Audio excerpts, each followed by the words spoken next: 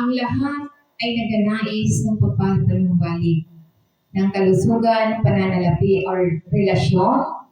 So, ulayunin. So, kaya nga ang banal na kasulatan, ito yung sinasabi sa banal na kasulatan na panunumbalik ay hindi nangyayari nang hindi sinasadya. Ngunit ito ay isang kaharian ng Diyos na sinasadya. Ang pagpapanumbalik ay may mga kondisyon para tayo gumaling. Maging normal ang lahat, maging sinasabi hindi para parusahan tayo. Ngunit ang pagpapanumbalik, ito yung may kondisyon na dapat gawin natin para iposisyon tayo para sa pagpapagaling. So, handa na ba tayong maibalik sa paraan ng Diyos? So, kaya nga ito ay sinasabi sa banal na kasulatan, naghihintay ba tayo na ayusin ng Diyos ang isang bagay na hindi pa natin maisuko? So, kaya nga ito ay sinasabi, paano kung ang iyong pagbabalik ay nakasalalay lamang sa ating pagsunod? So, kaya nga ito yung pagpapanumbalik, kaya yung ating pagninilay-nilayan, ay God's condition for restoration. So, kaya nga, ang kondisyon ng Diyos para sa pagpapanumbalik. So, ibig sabihin yung kondisyon ng Diyos para tayo ay pagalingin. Ibalik ang tamang ugnayan sa Kanya dahil ito yung dapat para sa bawat mananampalataya. Para walang mananatiling may sakit, walang mananatiling mahirap, at walang mananatiling problematic. Kaya nga ito yung kondisyon na dapat nating pagnilay-nilayan dahil sinasabi nga niya sa 2 Corinthians chapter 6 ay sinasabi niya rito, so ito yung sinasabi na humility before God na sinasabi sa banal na kasulatan. Bakit pa yata? So, ito yung sinasabi sa banal na kasulatan na dapat nating pagnilay-nilayan. So, ito yung hindi. Wait lang. So, ang sinasabi sa banal na kasulatan sa 2 Chronicles chapter 7 verse 14, kung ang aking bayan ay itinawag sa aking pangalan at pagpapakumbaba at manalangin, at hanapin ang kanyang mukha at talikuran ng kanilang kasamaan na lakad, aking silang patatawarin. So, ibig sabihin, ito yung sinasabi na patatawarin ko ang kanilang kasalanan at pagagalingin ko ang kanilang lupain. So, ito yung sinasabi na kailangan natin na magpakumbaba tayo. Kilalanin natin ang pagtitiwala sa Diyos at dapat tayo'y manalangin.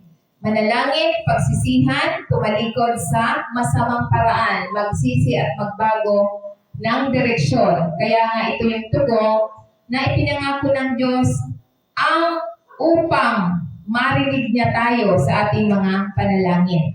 So kaya nga ito yung sinasabi na paggagalingin ang kanyang lupain. So, kaya ito'y sinasabi sa banal na kasulatan na ito'y nagbibigay diin ng kapangyarihan ng sama-samang pagsisisi at kahandaan ng Diyos na maibalik ang kanyang mga tao. Kaya ito yung mga God's condition para nais ng Diyos na tayo maibalik ang nasira na relasyon, kaluluwa at layunin. Ito yung kanyang pagpapanumbalik ay may kondisyon na dapat nating pagnilay-nilayan. So, itong nasa taas, hindi kasali yan.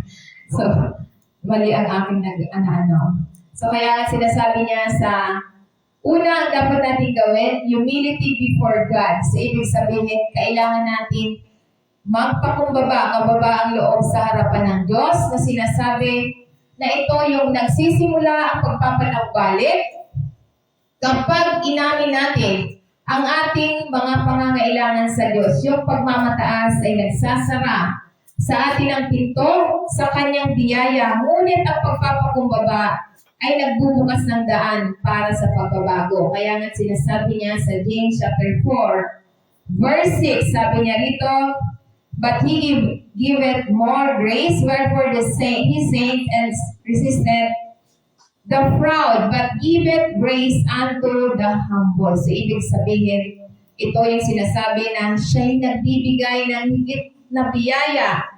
Ang biyaya ng Diyos ay hindi limitado. Ngunit ito'y patuloy itong ibinubuhos sa bawat mananampalataya. Lalong-lalo na sa mga nangangailangan o nakikipagbaka. So kaya nga ito yung nilabanan ng Diyos ang mapagmataas. So kaya nga ang mapagmataas ay lumilikha ng distansya sa Diyos dahil umaasa ito sa kanyang sarili kaysa sa Diyos. So kaya nga mahalaga na sa Diyos tayo magpakumbaba. Hindi yung sinasabi ng iba na magpakumbaba, humble ako. Sabihin na mahirap siya, may sakit siya, dahil iyan yung ibang katuruan na huwag mong sabihin na magpakumbaba ka. So yan ang sinasabi ng ilang mga nagtuturo. Kaya nga sinasabi niya sa James chapter 4, verse 10, humble yourself before the Lord and He will lift you up. Sabi niya rito, kailangan natin na magpakumbaba tayo sa paningin ng Panginoon. Kilalanin ang kapangyarihan ng Diyos at magpasakop tayo sa kanyang kalooban at lumapit sa kanya ng may paggalang. So kaya nga, ang pangako niya na tayo itataas, na tumugod ang Diyos sa mga mapagpakumbaba ng may na ito yung dapat natin na kapag tayo nagpapakumbaba tayo itinataas sa spiritual, emotional, at maging sa mga kalagayan ng buhay. So kaya kapag tayo nagpapakumbaba, itinataas tayo ng Diyos. So ibig sabihin na kahit na may nang-aaway sa atin, tayo nagpapakumbaba, hindi natin sila nilalabanan. So kaya nga ito'y sinasabi sa banal na kasulatan na kapag ibinaba natin ang ating sarili sa harapan ng Diyos, itinataas niya tayo sa kanyang perfectong panahon at paraan. So kaya nga dapat tayo lagi nagpapakumbaba sa harapan ng Diyos na hindi natin kayang mag-isa nang wala siya. Dahil yung iba, kaya ko na yan. Yung iba, trabaho ng trabaho, pagod na pagod, dahil ang kanyang sariling lakas ang kanyang inaasahan. So kaya nga sinasabi sa banal na kasulatan, tulad na lamang sa halimbawa ni King Manasseh sa 2 Chronicles chapter 33 verse 12, sabi niya rito, nang siya ay nasa kapigatian, siya ay nanalangin sa Panginoon niyang Diyos at nagpakumbaba na mainam sa harapan ng Diyos ng kanyang mga ninuno. So kaya nga dito nagpapakita ng pagsisisi. Siya'y nagsisi. Ang kanyang pagdurusa pagkatapos mabihag, si Manasseh ay lubos na nagpakumbaba at hinarap niya ang Diyos. So kaya sinasabi pa sa verse 13, sabi niya rito, at nanalangin sa kanya at siya'y nanalangin sa kanya at tininig ang kanyang pamanhig. So at ipinalik sa Jerusalem ang kanyang kaharian. Nang magkagayoy, nalaman ni Manasseh na ang Panginoon ay siyang Diyos. So ito yung sinasabi sa banal na kasulatan na inihayag ang awa ng Diyos at pinakinggan siya ng Diyos ang kanyang mga panalangin at pinatawad siya at ibinilag siya sa kanyang trono sa Jerusalem. So kaya nga ito'y malinaw na pagbabago ng pagpapakumbaba at paintim na panalangin na humahantong sa pagpapanumbalik. Ito ay isang makapangyarihan patotoo na walang sino man ang lampas sa kapatawaran ng Diyos at ang kahit sa pinakamasamang makasalanan ay maaring matubos kung sila ay tunay na magsisi. So kaya nga ito yung sinasabi sa banal na kasulatan, God's condition for restoration. So ano pa ang tinuturo sa atin?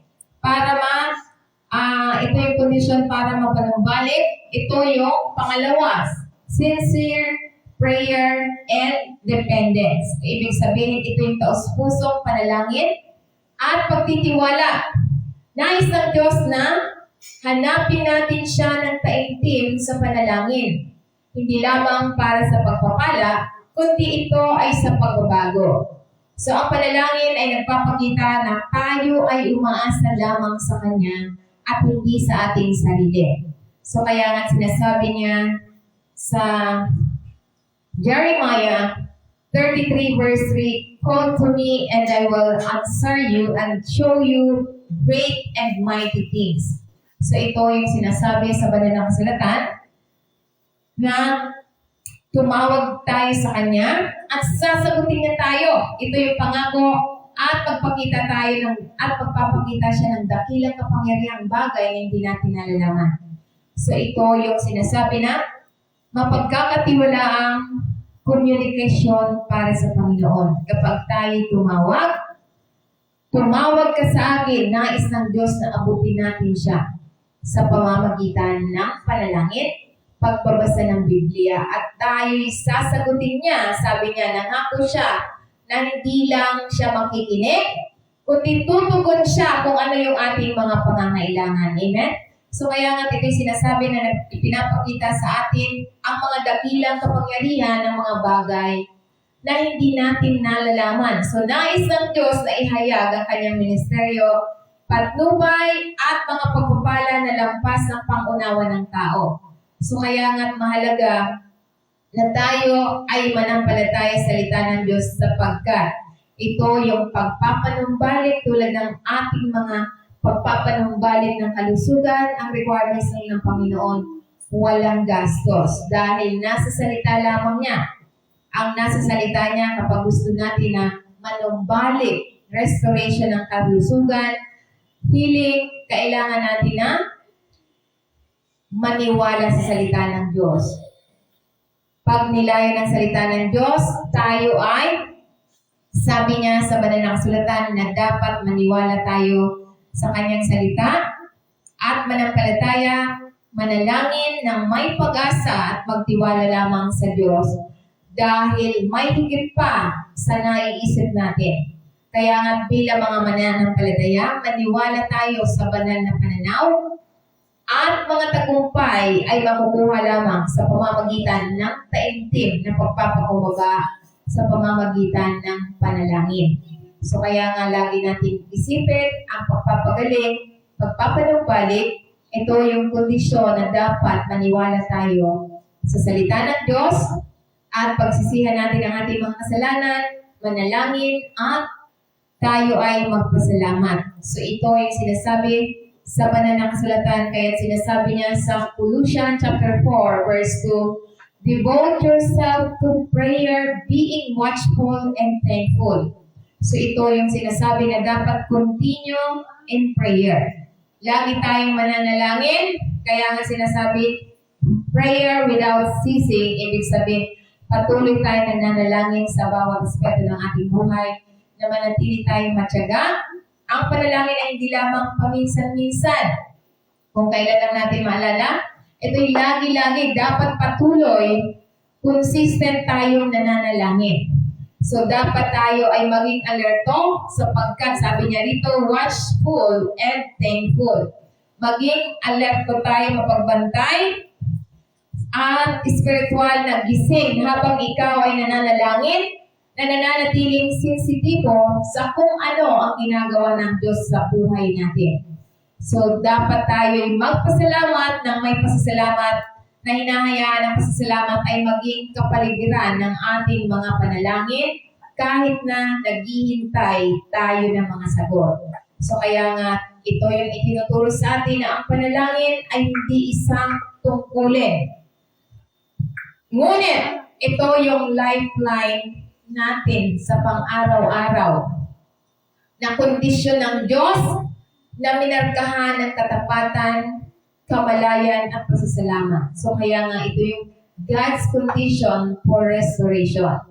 So ito yung sinasabi na tayo bilang mga mananampalataya sa mahirap na panahon o panahon ng paghihintay, ito ay nagpapaalala sa atin na huwag tayong sumuko sa pagdarasal manatiling mapagbantay at mapagpasalamat. So kaya nga ito yung tulad sa halimbawa ni Daniel, so mapabasa natin yan sa Daniel.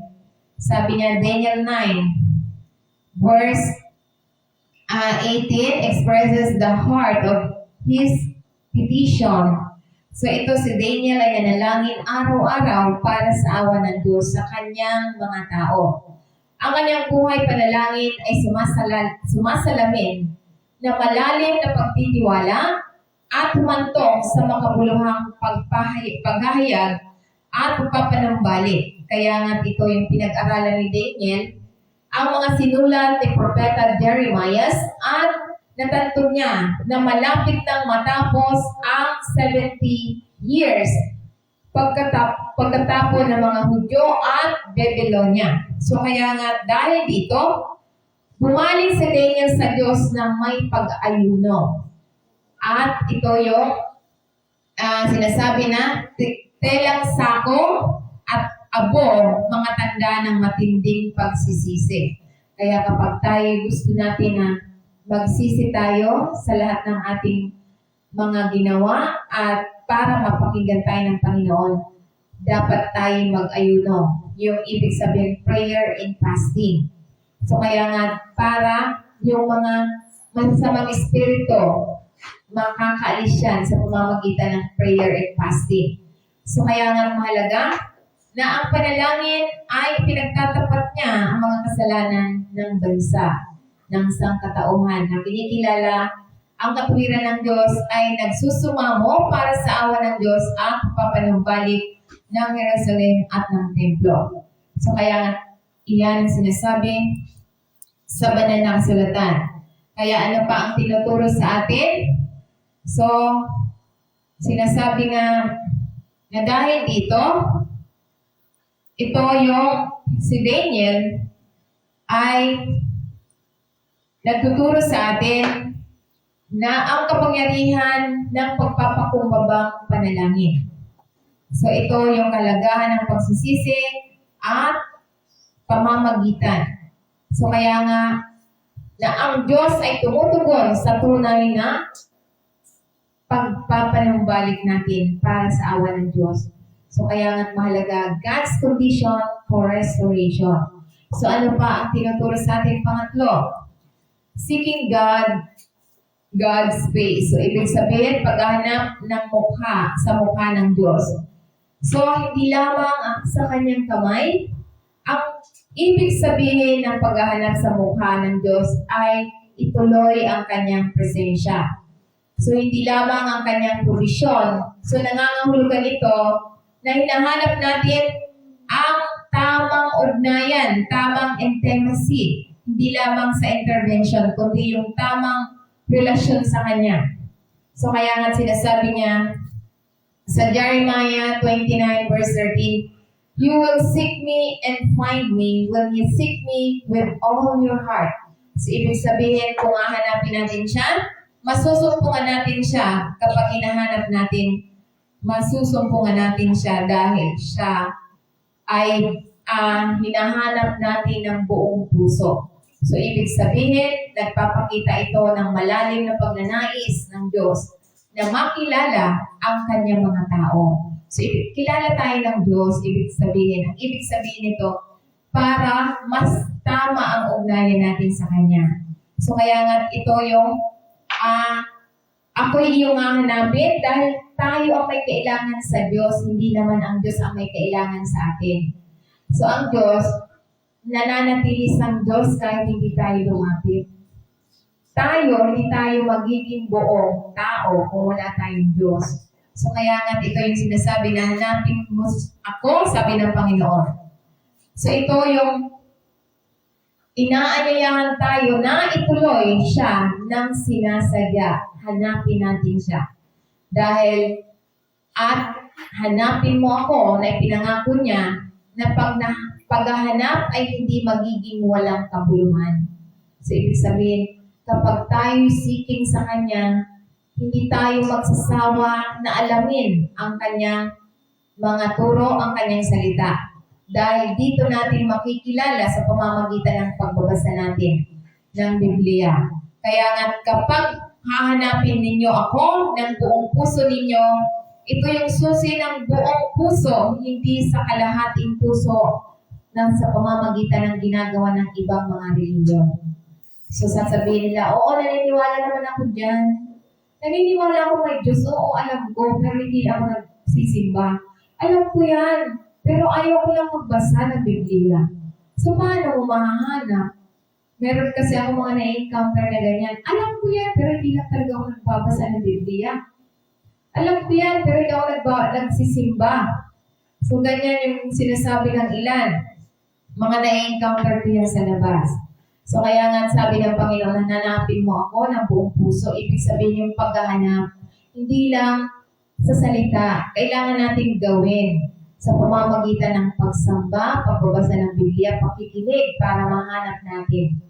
Kaya nga ito sinasabi na, ang Diyos hindi nagtatago sa atin. Siya ay naghihintay para sa tunay marubdob sa pagtugis sa Kanya.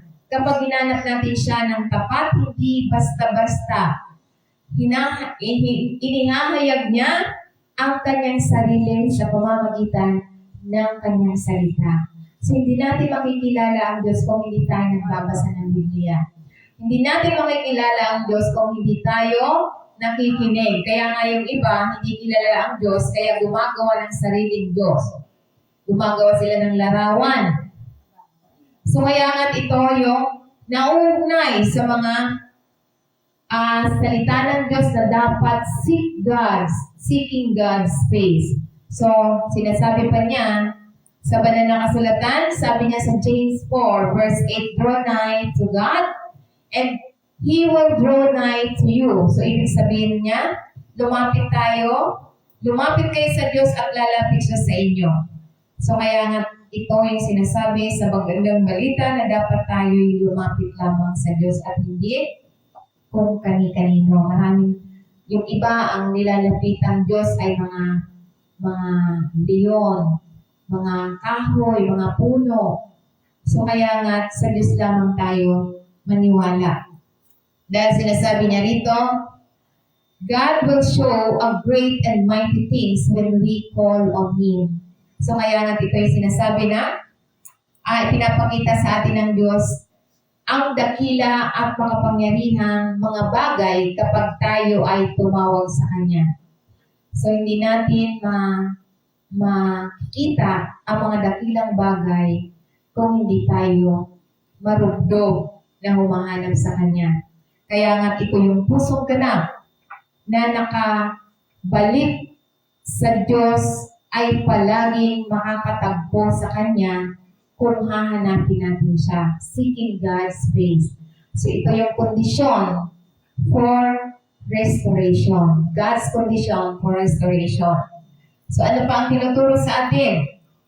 Sabi niya rito, so Psalm 27 verse 4, one thing have I desired of the Lord, that will I seek after, that I may dwell in the house of the Lord all the days of my life, to behold the beauty of the Lord and to inquire in His temple. So, ibig sabihin, ito yung sinasabi ng banal na kasulatan na isang bagay ang aking ninanais sa Panginoon ang aking hanapin upang ako ay makatahan sa bahay ng Panginoon. So, lahat ng mga araw ng aking buhay upang mamasdan ang kagandahan ng Panginoon at upang makapag-usisa sa Kanyang templo. So yan ang sinasabi sa magandang balita na dapat ang desire natin na tayo ay nasa presensya ng Diyos.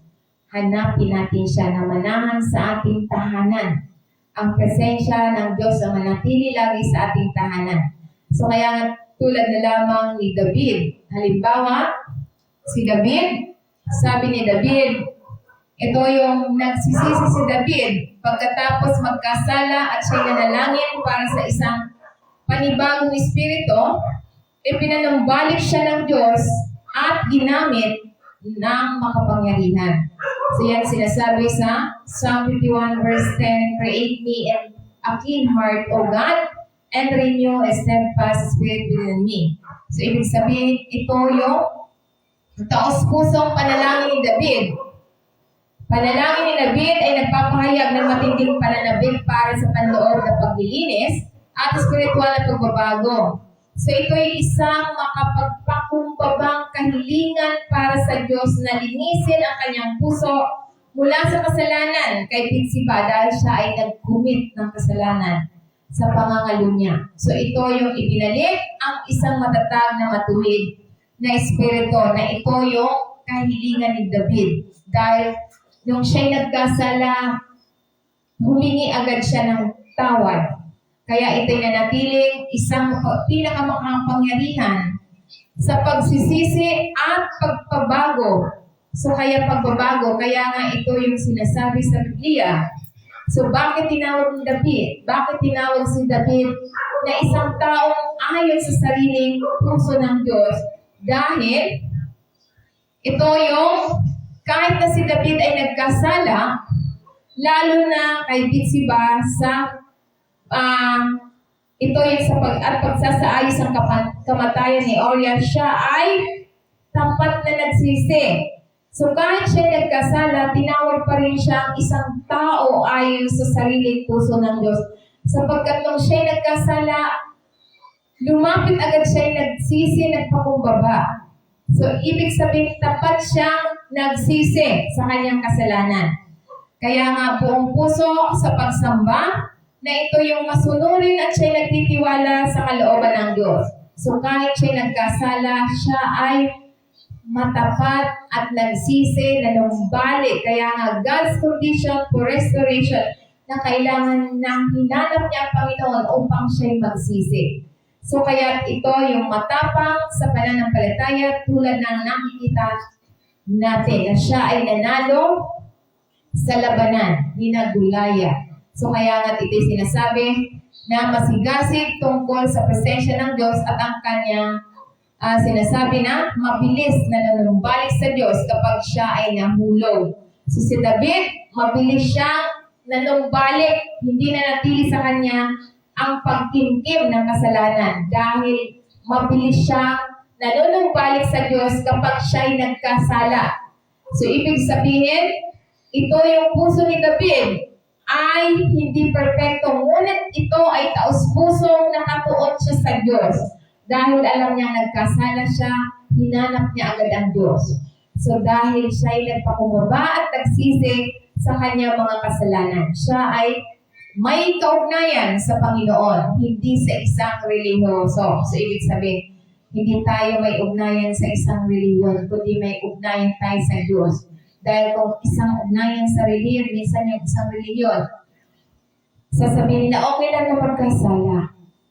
Naniwala ka naman sa Panginoon, ligtas ka. Mayroong ganong katuruan. So dito sa atin, yung tamang ugnayan natin sa Panginoon ang mahalaga. Hindi yung ugnayan sa relihiyon. So kaya nga, ito yung sinasabi na minarkahan ng pagmamahal, pagtitiwala at pagpapakumbaba ni David. So ano pa ang tinuturo sa atin na God's condition for restoration? Ito yung pang-apat na kailangan natin, repentance and turning from sin. So kailangan natin na pagsisisi at pagtalikod sa kasalanan para tayo ay manumbalik ang tamang ugnayan natin sa Panginoon. Manumbalik yung kasaganaan, kalakasan, kaligayahan. Ito yung dapat nating pagsisisi at pagtalikod sa kasalanan. So, ang pagsisisi ay hindi pa sa pagsisisi. Ito ay pagtalikod sa kasalanan at muling pag-ayon sa kalooban ng Diyos. Kaya nga, imposible ang pagpapanumbalik kung wala ang pagsisisi. Hindi tayo pwedeng manumbalik sa Diyos kung hindi tayo nagsisisi sa ating kasalanan. Ano man ang kasalanan, kailangan natin na pagsisihan. So kaya sinasabi niya sa banal na kasulatan sa Acts chapter 3 verse 19, repent and turn to God so that your sins may be wiped out, that times of refreshing may come from the Lord. So ito yung kailangan natin na ano man ang kasalanan natin, pagsisihan natin. Tayo ay nagagalit tayo sa tao na hindi naman natin alam bakit tayo nagagalit, pagsisihan natin yan. Yung lagi na lang tayong galit, pagsisihan natin yan. Yung mga tao na wala namang ginagawa sa atin, nagagalit tayo, so pagsisihan natin yan. Yung mga puot, galit, hinanakit, lahat ng mga gawa, evil eye, so pagsisihan natin. So kaya nga ito yung bahagi ng kasunod ng pagpapagaling. Ang isang tulad na lamang sa limbawa ng isang pilay na nag-alok ng malinaw na tawag ng kaligtasan at pagpapanumbalik. Kaya nga ito yung repent, kaya sabi niya repent and turn to God. So ito yung kaya mga magsisi nga kayo. Isang panawagan na tumalikod sa kasalanan ng may tapat na puso. At kailangan natin manumbalik, magbalik loob. Ito yung isang ganap na pagbalik sa Diyos na magre-resulta sa isang pagbabagong buhay. So kaya ito yung mahalaga ng ating mga kasalanan ay napura. Dahil sa pagpapatawad ng Diyos ay lubusan. So buong napura ang ating kasalanan. Binura niya ang ating mga kasalanan dahil tayo ay humingi ng tawad. Ito yung pagsisisi at pagtalikod sa kasalanan. So kaya nga kapag ang mga panahon ng kaginawaan ay darating mula sa harapan ng Panginoon, ang Diyos ay nagdadala ng pagbabago, kapayapaan at muling pagbangon na sa mga bumabaling lamang sa Kanya. So ito ay napakagandang ugnayan natin ang pagsisisi. So kailangan natin pagsisihan na ang nagpapakita na ang tunay na espiritual at pagpapanibago ay magsisimula kapag tayo ay nagpakumbaba at nagsisit bumalik sa Diyos. So kaya nga ang pagsisisi hindi lamang tungkol sa pagkakasala, ito rin yung pintuan tungo sa pagpapatawad at malalim na ugnayan sa Diyos at pakikisama natin sa Diyos. Kaya kailangan natin na tayo ay magsisi para magbukas ang pintuan sa atin. Dahil kapag hindi tayo nagsisisi, hindi mabubuksan ang pintuan ng mga pagpapala, biyaya ng Diyos. Dahil kapag nasa atin ang presensya ng Diyos, naandyan yung biyaya ng Diyos. Amen? So kaya nga ito'y mahalaga na tayo ay tumalikod tayo sa ating mga kasalanan. Talikdan ang mga masama sa ating mga lakad. At manumbalik sa Panginoon at siya'y mahahabag siya sa atin. Kaya sinasabi niya sa Isaiah 55 verse 7, talikuran naman ng masama ang kanyang lakad at ang taong liko ang kanyang mga pag-iisip at manumbalik siya sa Panginoon at siya'y maawa sa kanya at sa ating Diyos sapagkat siya'y magpapatawad ng sagana. So sabi dito, let the wicked forsake his way. So ibig sabihin, talikuran ng masama ang kanyang lakad tumalikod sa makasalanang mga gawa. So, ito yung sinasabi na ang mga taong di matuwid ay ang kanyang mga pag-iisip. Kasama sa tunay na pagsisisi, ang pagbabago ng pag-iisip at puso. So, kailangan na baguhin natin yung ating pag-iisip na sinasabi yung mga samang pag-iisip. So, kaya magbalik loob siya sa Panginoon. Tinanggap ng Panginoon ang sino mang bumabaling sa Kanya. So kahit sino, ano man ang kasalanan natin, tatanggapin tayo ng Diyos. Kapag tayo bumaling sa Kanya sapagkat siya'y mahabagin, siya ay sagana sa pagpapatawad. Ang kanyang pagpapatawad ng Diyos ay hindi nag-aatubili or hindi limitado.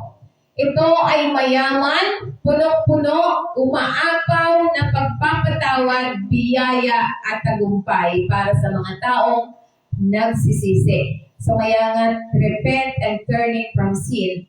Kailangan natin na ito nagpapaalala sa atin na walang kasalanan na napakalaki para tayo patawarin ng Diyos. So, gaano man ito kalaki, ang Diyos ay wala siyang, ibig sabihin, ito yung mayaman siya, nag-uumapaw na pagpapatawad sa atin. Kapag tayo taimtim na bumabaling sa Kanya, siya ay tumutugon ng may habag at biyaya. So kaya nga bilang mga mananampalataya, ito yung awa ng Diyos na naghihintay para sa lahat na handang tumalikod sa kanilang mga kasalanan, sa kanilang mga landas na tinatahak at bumalik tayo sa Diyos.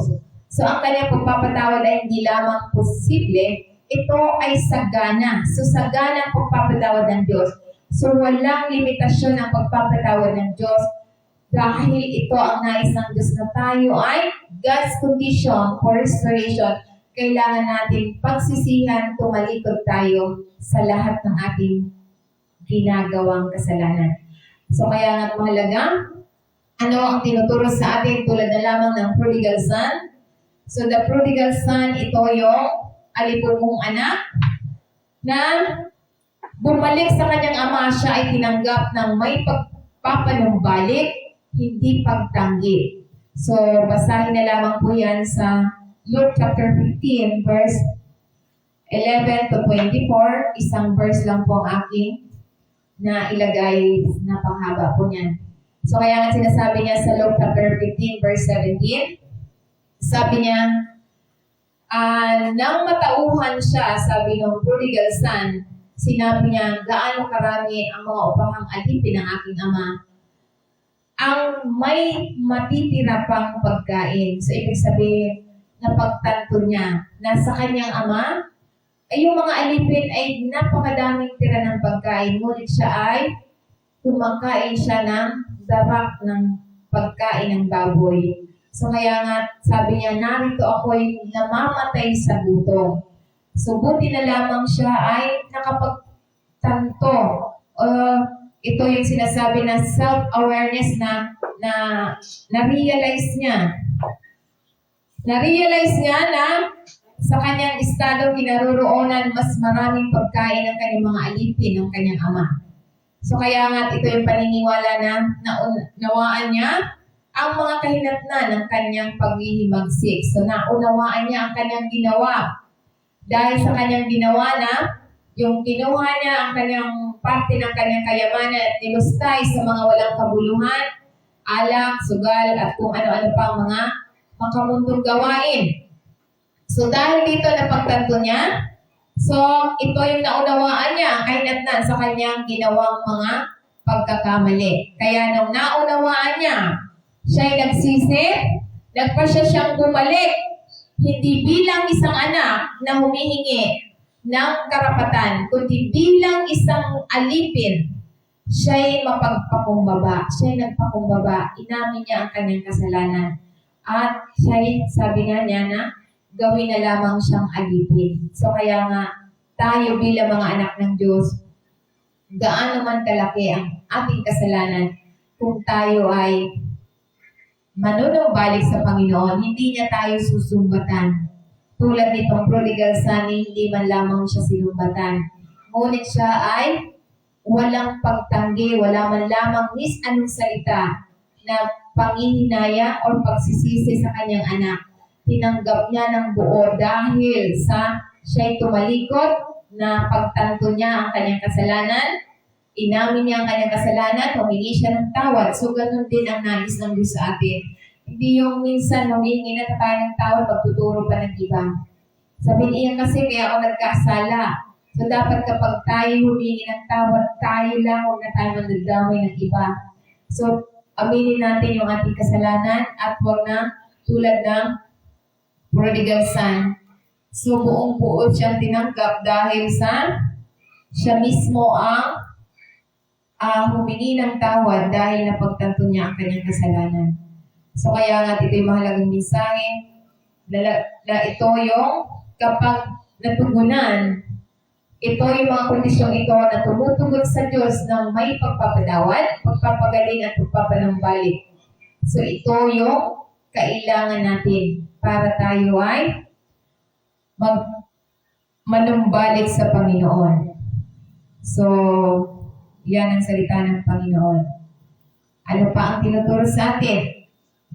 Sinasabi dito sa Joel chapter 2 verse 22, ang pangako ng Diyos, sabi niya, and I will restore to you the years that, so ibig sabihin, nangako ang Panginoon na isa sa uli niya ang mga taon na kinain ng mga balang or uod at aking malaking hukbo na aking pinadala sa inyo. So, ibig sabihin, kapag tayo na numbalik sa Panginoon, humingi tayo ng tawad, ito yung pinangako ng Panginoon na kung ano man ang nawala sa atin, ibabalik niya.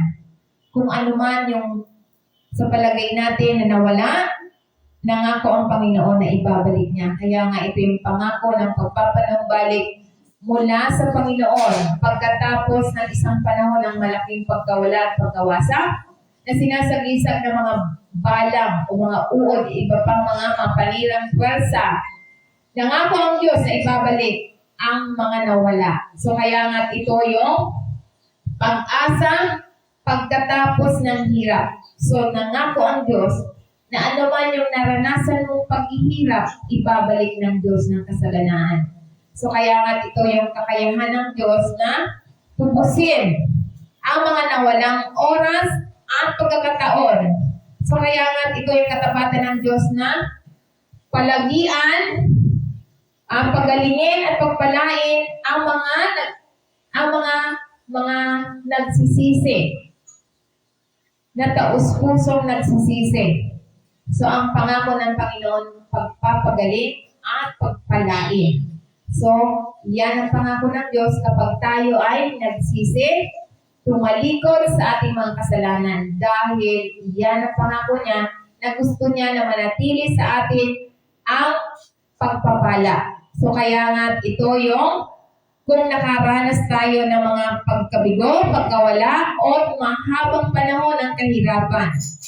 So, itinitiyak ng Diyos na ibabalik niya isa sa uli niya nang sagana kahit na sa mga taon na parang nasayang o nasira. So yan ang pangako ng Panginoon na kapag tayo tumalikod sa lahat ng ating kasalanan, nangako siya na ibabalik niya kung ano yung mga naranasan mong paghihirap, na naranasan nilang paghihirap.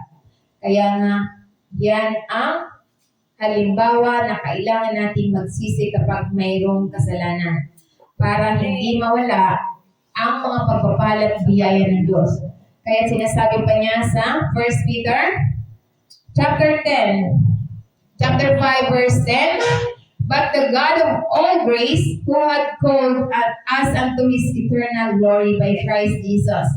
So ito yung sinasabi na siya ang Diyos sa lahat ng biyaya na tumawag sa atin sa kanyang walang hanggang kalwalhatian sa pamamagitan lamang ng Panginoon Kristo pagkatapos na kayo'y magdusa ng ilang sandali at gagawin kanyang sakdal,